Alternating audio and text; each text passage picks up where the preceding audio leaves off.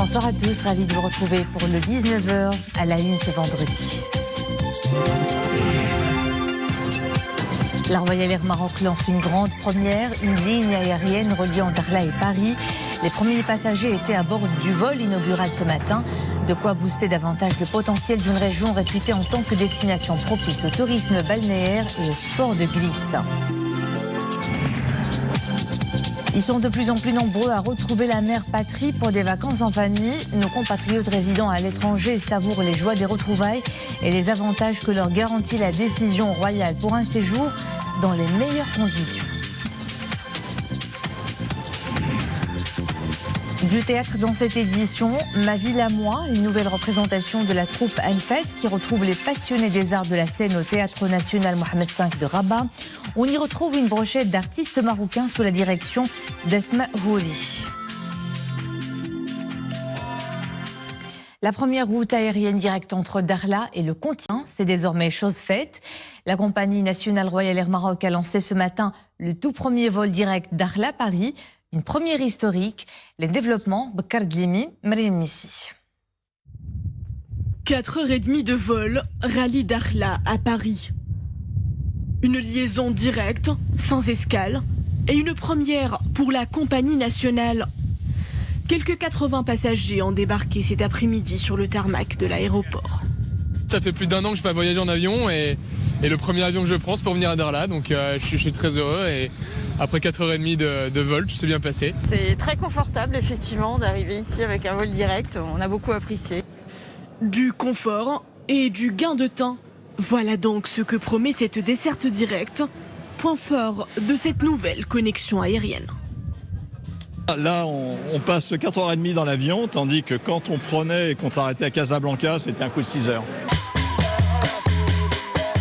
De quoi drainer davantage d'arrivées étrangères à la Perle du Sud, une destination déjà très appréciée des internationaux. La nouvelle route touristique a été initiée en collaboration avec l'Office national marocain du tourisme. Elle permettra de booster les arrivées depuis Paris, devenu aujourd'hui un hub aéroportuaire via lequel transitent tous les jours des milliers de touristes européens. Dépaysement désormais garanti à un saut d'avion de la métropole française. Le transporteur national prévoit dans un premier temps 1 à 2 fréquences par semaine, les mardis et vendredis, pour une montée progressive de la programmation à la demande. Et pour en parler, nous avons en direct par Skype Driss Aissaoui, analyste économique et politique. Bonsoir, merci d'être avec nous dans le 19h. Dakhla-Paris, c'est la première ligne aérienne internationale reliant Dakhla à une métropole européenne. Une grande première vue d'un bon œil par les professionnels du tourisme, puisque cette nouvelle liaison permettra de renforcer le positionnement économique stratégique de la région Dakhla-Ouad-Dahab. En quoi justement cette ligne aérienne pourra-t-elle accélérer la relance du secteur touristique, surtout dans une région à fort potentiel touristique et en cette période qui est la veille de la saison estivale? Vous venez de le souligner, la ville de Dakhla et sa région est une ville extrêmement attrayante. Et il fallait juste ouvrir cette possibilité à travers un vol direct d'une capitale européenne vers Dakhla pour voir le nombre important de touristes qui vont venir. Le fait d'inaugurer comme cela avec quelque chose comme 80 personnes qui ont fait le premier vol, je trouve que c'est une initiative extraordinaire, au même titre que toutes les autres initiatives que le Maroc a prises durant cette période. Nous vivons une période de crise économique, de crise à tous les niveaux, et le Maroc est en train d'innover et de prendre des initiatives qui sont complètement à l'opposé de ce que pourraient faire d'autres pays. Le Maroc est là, il est en train de développer ses activités, de développer son ouverture vers les autres pays. Pour le développement de l'activité touristique, il est certain que cette destination connaîtra une affluence importante. C'est vrai que maintenant, on a deux vols, l'un le mardi et le vendredi. Cela disons, correspond un peu au séjour, à la durée du séjour dans la ville de Dakhla, mais c'est un spot qui va attirer beaucoup plus de personnes. Ne l'oubliez pas aussi, que Dakhla possède un potentiel d'investissement agro-industriel extraordinaire et qui amènera très, très certainement des opérateurs économiques, d'autres personnalités. Mais aujourd'hui, déjà, on peut commencer avec ça. Et avant, ça se faisait à travers Casablanca, à travers Agadir, etc. Aujourd'hui, c'est direct de Paris à Dakhla. C'est extraordinaire. On attendra les développements futurs pour les autres capitales européennes pour voir justement se développer cette activité importante au niveau du tourisme balnéaire et de la découverte de cette baie extrêmement importante. Driss El Aissaoui, vous restez avec nous pour regarder ensemble ce reportage réalisé à l'aéroport Ibn Battuta de Tanger qui accueille depuis le début de la semaine, vous le savez, nos compatriotes résidant à l'étranger dans le cadre de l'opération Marhaba 2021, une opération marquée cette année par des mesures de facilitation des conditions du transport et du séjour de nos compatriotes expatriés en exécution des hautes instructions royales. Et c'est un reportage d'Anissa Boumehdi, Saïd Najih avec un commentaire d'Oumem Maramli. Débarquant de cet avion de la compagnie nationale en provenance d'Espagne, les Marocains résidant dans ce pays européen pressent le pas, impatients qu'ils sont de retrouver leur famille et leurs proches. Place aux accolades et aux retrouvailles. Après plusieurs mois de séparation forcée, l'émotion est perceptible. Témoignage. Qu'est-ce que je peux dire? Anna, j'attendais avec impatience l'arrivée de ma fille. Ça fait 5 ou 6 mois qu'elle sera en Espagne. Cela fait 5 ans que je n'ai pas vu ma famille. Grâce à l'initiative royale, je suis enfin de retour à mon pays. Je suis incapable de vous décrire ma joie de pouvoir enfin fouler le sol de mon Maroc. Procédure facilitée, billets d'avion réduits et une indemnité à titre exceptionnel accordée à la diaspora qui effectue un seul aller-retour par voie maritime du 15 juin au 30 septembre. Bref, tout un dispositif est mis en place. L'organisation est juste parfaite. Nous sommes très chanceux de bénéficier de cette bienveillance royale.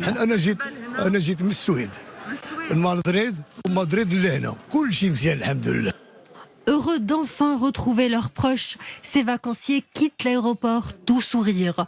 Les jours à venir, les aéroports du Royaume accueilleront encore plus de Marocains du monde.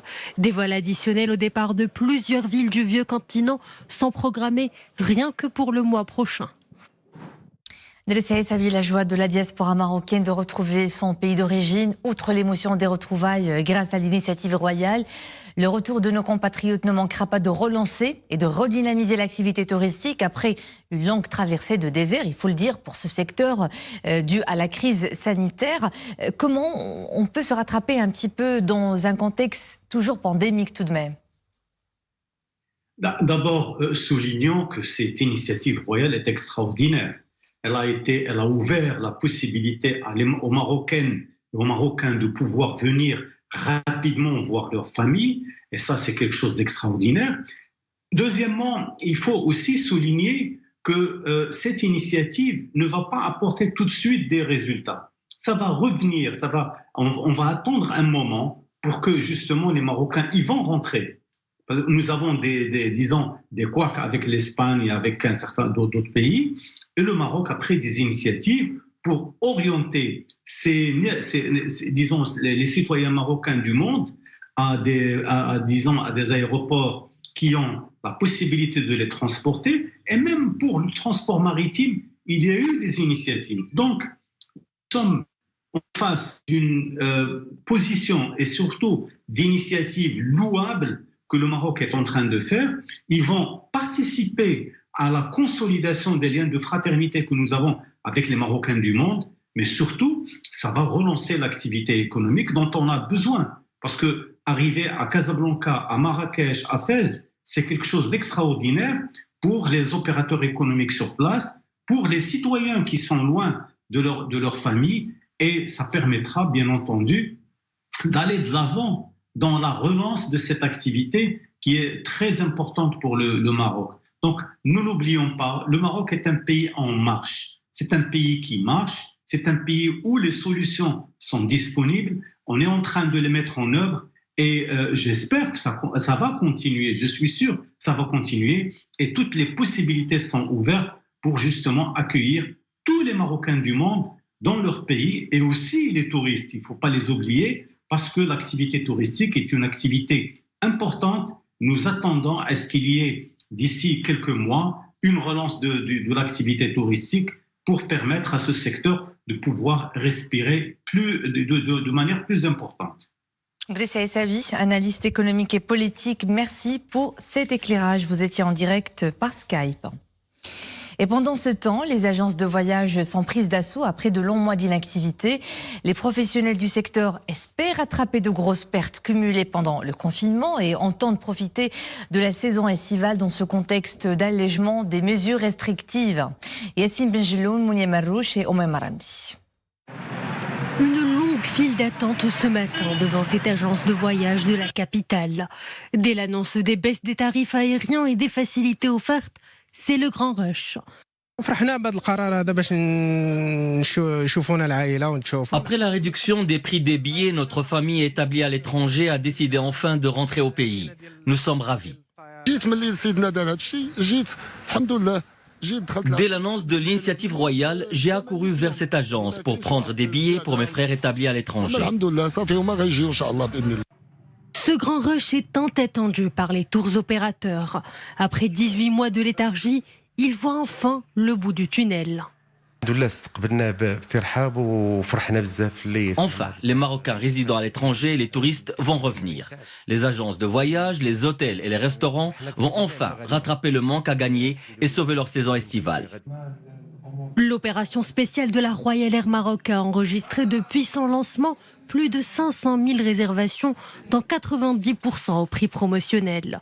De quoi doper le secteur du tourisme, dont les pertes sont estimées à plus de 64 milliards de dirhams, et faire redresser l'économie nationale.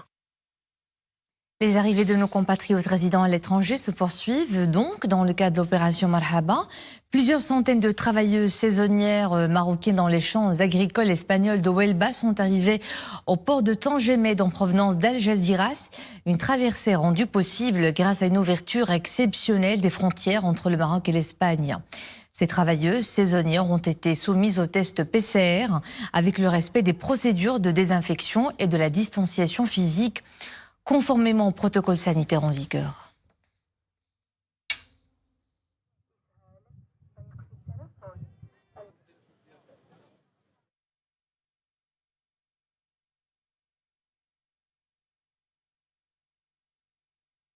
Jetant un coup d'œil sur les chiffres de la vaccination anti-Covid-19, le nombre de personnes qui ont reçu la première dose a atteint plus de 9 374 000, tandis que plus de 8 millions ont été complètement vaccinés. Et durant les dernières 24 heures, 481 nouveaux cas du Covid-19 ont été recensés. 8 patients ont succombé au virus. Les cas actifs se stabilisent à 3 754. Les cas sévères ou critiques ont atteint 198, dont 2 placés sous intubation et 99 sous ventilation non invasive. Arrêtons-nous à présent sur ces chiffres qui en disent long sur la problématique de la pollution marine. Les déchets en plastique représentent 86,3% de la totalité des déchets marins au niveau national. C'est ce qu'indique le département de l'environnement dans son rapport sur les eaux de baignade des plages pour l'année 2021. Une petite consolation tout de même, le nombre de déchets collectés au niveau de chaque plage a diminué généralement en 2020 par rapport aux années précédentes pour 90% des plages. Objet de la surveillance, une diminution expliquée par les mesures restrictives prises pendant la crise sanitaire, notamment la fermeture des plages. Et la vie culturelle et artistique reprend progressivement ses droits. Les passionnés de cinéma et de théâtre retrouvent les plaisirs de la scène. Le Théâtre national Mohamed V de la capitale a reçu ses premiers visiteurs post-Covid pour une pièce théâtrale de la troupe Enfas. Ça s'intitule « Ma ville à moi ». Elle met en scène 3 comédiens, dont la talentueuse Amal Ayouch. C'est un sujet de Madish Taibi, Zakaria Mouqin-Billah avec Mariam Missi. 3 personnages se présentent dans une administration. Ils souhaitent porter plainte contre leur ville. Cette ville, devenue gigantesque, n'a plus rien à voir avec la cité dans laquelle ils ont grandi. Face à une agglomération angoissante, nos 3 personnages ne reconnaissent plus l'ambiance qui les entoure. Ces personnages sont campés par 3 comédiens talentueux, Hassan El Jay, Salima Moumni et Amal Ayouch. Mon personnage en particulier est quelqu'un qui a perdu la mémoire, qui a vraiment été même altéré, un peu affecté par cet état de la ville qu'elle ressent, que le personnage ressent lui-même. Mise en scène par Asma Houri, la pièce adopte une écriture non linéaire qui ouvre plus d'horizons vers l'imagination. La pièce est parsemée de lectures de poésie de Yassine Adnan, des fragments de musique live et de danse.